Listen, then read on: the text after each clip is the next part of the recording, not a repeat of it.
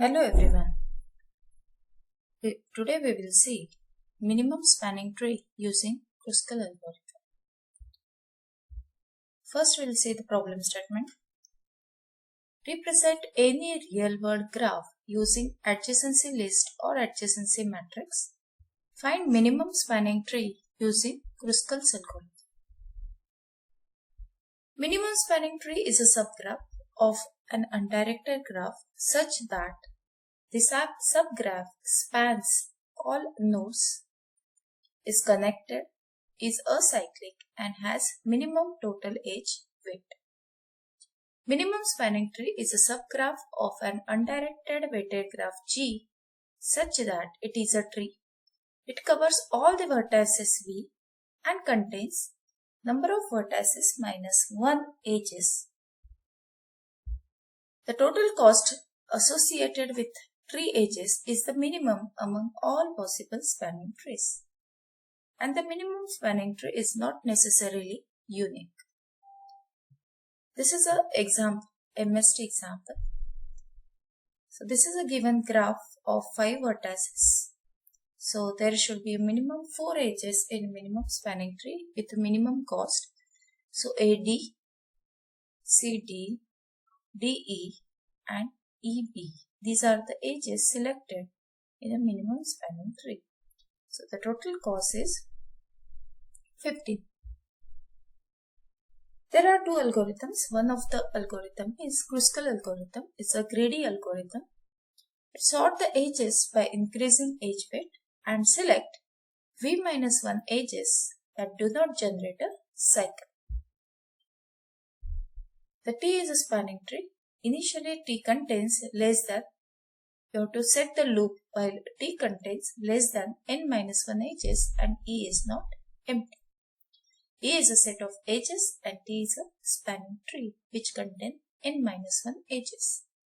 Choose an edge VW from E of lowest cost. Delete VW from E. If VW does not create a cycle in T, then add that edge to T. Else discard the edge. So you have to repeat it until it contains n minus 1 edges. If T contains fewer than n minus 1 edges, then print no spanning tree is possible. So let us understand the algorithm using the example. Consider this is an undirected graph, a weighted graph. So as per the algorithm, how you can check whether the edge is forming a cycle or not. For that purpose, we are considering the visited array. If both the vertex of the edge are visited, means that edge is forming a cycle. So this is our assumption. The visited array 0 represent that vertex is not visited and 1 represent the vertex is included or visited in minimum spanning tree. So first step is sort the edges in increasing weight. So the smallest weight is coming as the first and the largest weight edge is going to the last. So after sorting the edges, for the given graph, we are selecting the edge that is minimum cost as D.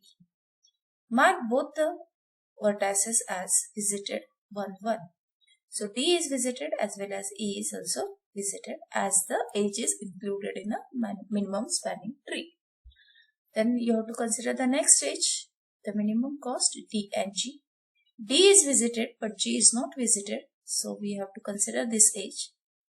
Now the updated visited matrix is D is visited, E is visited and G is visited. Now next edge is EG. In EG, E is also visited and G is visited. So this edge is discarded or not considered in the minimum spanning tree. Then the next is CD. Now C and D. The C is not visited but the D is visited. So you can consider this edge for the minimum spanning tree. So the edge is considered and mark the D as visited and C as visited. Now next is GH. G is visited but H is not visited. So consider this H and mark the H as visited. Now CF. C is already visited. F is not visited. So you have to consider this H and mark the F as visited. Now next is BC. It is 4 and B is not visited but the C is visited. So you can consider this H for the minimum spanning tree. Mark the B as visited 1. Now only one node is not visited, that is A.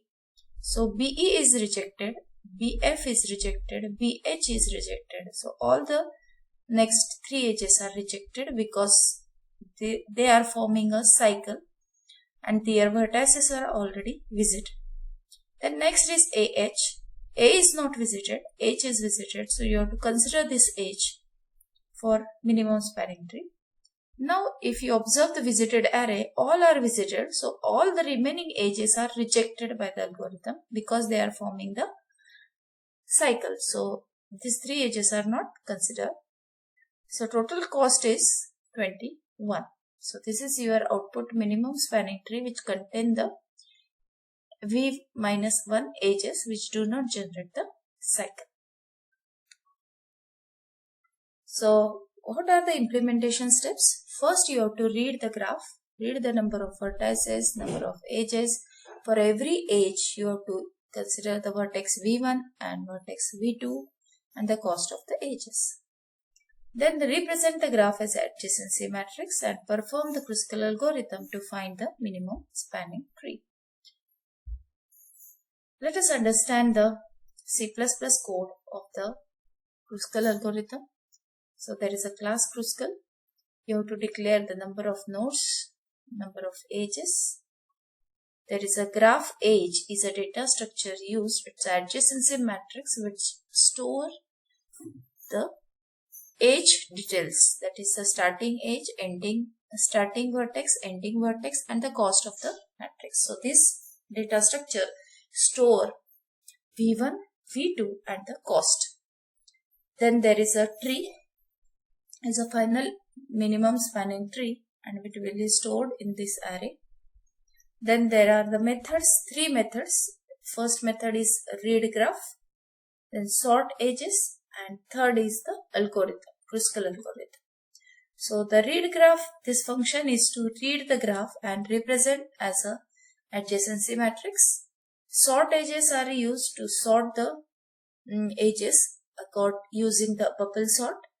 And then apply the kruskal algorithm. So we'll see the first method, that is integer read graph. This function is used to read the graph and represent as an adjacency matrix. Actually this function doesn't return anything, so you can change the return type of the read graph as a void also. So this is the simple output. So this function, it reads the number of vertices and for every edges you have to read the cost and form the graph edge array or a matrix. So enter the number of nodes, enter the weights for the following edges.